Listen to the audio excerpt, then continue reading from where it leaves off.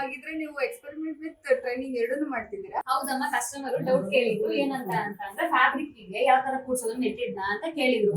ಅದಕ್ಕೋಸ್ಕರ ಒಬ್ರು customer doubt ಗೆ ನಾವು ವಿಡಿಯೋ ನೋಡಿದ್ರೆ ಎಲ್ಲಾ ಕಸ್ಟಮರ್ ಯೂಸ್ಫುಲ್ ಆಗುತ್ತಲ್ಲ ಅಂದ್ಬಿಟ್ಟು ಈ ವಿಡಿಯೋ ಮಾಡ್ತಾ ಇದ್ವಿ. ಯಾವ ತರ ಕೂರ್ಸೋದು ಅಂತ ನಾನು ತೋರಿಸ್ಕೊಡ್ತೀನಿ ಬನ್ನಿ.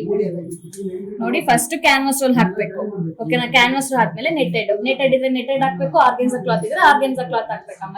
ಯಾವ ತರ ಆದ್ರೂ ಆಗುತ್ತೆ. ಆಮೇಲೆ ನಮ್ಗೆ ಬೇಕಾಗಿರೋ ಮೇನ್ ಫ್ಯಾಬ್ರಿಕ್ ನ ಹಾಕಿ ನಮ್ದು ಏನು ಫ್ರೇಮ್ ಕ್ಲಿಪ್ ಇರುತ್ತಲ್ಲ, ಫ್ರೇಮ್ ಕ್ಲಿಪ್ ಇಂದ ನಾವು ಫಿಕ್ಸ್ ಮಾಡ್ಕೋಬೇಕಾಗುತ್ತೆ. ನಿಮ್ಗೆ ಯಾವ ತರ ನೆಟ್ ಹಾಕ್ಬೇಕು, ಯಾವ ಪ್ಲೇಸ್ ಬೇಕು ನಮ್ಗೆ ಆ ತರ ಹಾಕೊಳ್ಳೋದೇ ಇಲ್ಲ ಫ್ರೇಮ್ ಪೂರ್ತಿ ಹಾಕ್ಬೇಕಾ? ಫ್ರೇಮ್ ಪೂರ್ತಿ ಬೇಕು ಅಂದ್ರೆ ಫ್ರೇಮ್ ಪೂರ್ತಿ ಹಾಕೋಬಹುದಮ್ಮ. ಇಲ್ಲ ಅಂದ್ರೆ ನಿಮ್ಗೆ ಸ್ಲೀವ್ಸ್ ಬೇಕು ಅಂದ್ರೂ ಕೂಡ ಸ್ಲೀವ್ಸ್ ಬೇಕು ಅಂದ್ರೆ ಫುಲ್ ಫ್ರೇಮ್ ಗೆ ಅಟ್ಯಾಚ್ ಮಾಡ್ಕೋಬೇಕು. ಇಲ್ಲ ಬ್ಯಾಕ್ ಬೇಕು ಅಂದ್ರೆ ಬ್ಯಾಕ್ ಗೆ ಹಾಕಿ ಮಾತ್ರ ಮಾಡ್ಕೋಬಹುದು. ಅವಾಗ ಕ್ಯಾನ್ವಾಸ್ ರೋಲ್ ತೆಗೆದಿದೆ ಇರುತ್ತಲ್ಲ, ಇದು ಬೇಕು ಅಂದ್ರೆ ಈ ವಿಡಿಯೋ ಫುಲ್ ನೀವು ವಾಚ್ ಮಾಡಿ.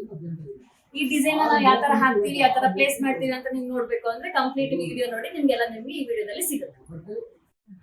ಆಗ್ಲೇ ನಾವು ಹೇಳಿದ್ವಲ್ಲ, ಮೇನ್ ಫ್ಯಾಬ್ರಿಕ್ ನ ಇಟ್ಕೊಂಡು ಕೆಳಗಡೆ ನೆಟೆಡ್ ಕ್ಲಾತ್ ಮೇಲೆ ಯಾವ ತರ ಡಿಸೈನ್ ಮಾಡೋದು ಅಂತ. ಈಗ ಮೇನ್ ಫ್ಯಾಬ್ರಿಕ್ ನ ನಾವು ಕಟ್ ಮಾಡಿ ಒಳಗಡೆ ನೆಟೆಡ್ ಯಾವ ತರ ಅಂತ ತೋರಿಸ್ತೀನಿ ಬನ್ನಿ.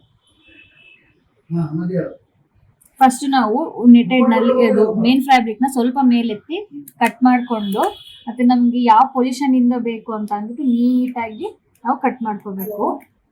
ನೋಡಿ, ನಾನು ಕಟ್ ಮಾಡ್ಕೊಂತ ಇದೀನಲ್ಲ, ಫಸ್ಟ್ ನನಗೆ ಸಿಂಗಲ್ ಲೈನ್ ಓಡಿದೆ. ಇಲ್ಲಿ ನೋಡ್ಬೋದು ನಾವು ಜಿಗ್ಜಾಗ್ ಟೈಪ್ ಅಲ್ಲಿ ಒಂದು ಲೈನ್ ಓಡಿದೆ. ಜಿಗ್ಜಾಗ್ ಟೈಪ್ ಲೈನ್ ಆದ್ಮೇಲೆ ನಮ್ಗೆ ಈ ತರ ನಾಟ್ ಸ್ಟಿಚ್ ಬರುತ್ತೆ. ನಾಟ್ ಸ್ಟಿಚ್ ನಾವು ಫಿಲ್ ಆಗುತ್ತೆ. ನಾವು ಇದರೆಲ್ಲ ಡಿಸೈನ್ ಕಂಪ್ಲೀಟ್ ಕಟ್ ಆದ್ಮೇಲೆ ನಮ್ಗೆ ಇಲ್ಲಿ ಏನ್ ನಾಟ್ ಸ್ಟಿಚ್ ಬಂದಿದೆ, ಈ ನಾಟ್ ಸ್ಟಿಚ್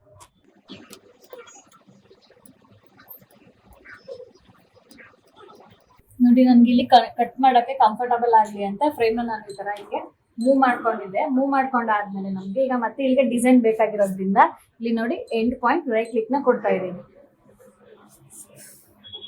ಈಗ ನೋಡಿ, ನಮ್ಗೆ ಡಿಸೈನ್ ಎಲ್ಲಿದೆಯೋ ಅಲ್ಲಿಗೆ ಬಂದು ಮಷಿನ್ ನಿಂತಿದೆ. ಈಗ ಸ್ಟಾರ್ಟ್ ಮಾಡ್ತೀವಿ ನೋಡಿ. ನಮ್ಮ ಪ್ರೋಗ್ರಾಮ್ ಏನಿದೆಯೋ ಅಲ್ಲಿಂದನೇ ಪ್ರೋಗ್ರಾಮ್ ಸ್ಟಾರ್ಟ್ ಆಗ್ತಾ ಇದೆ.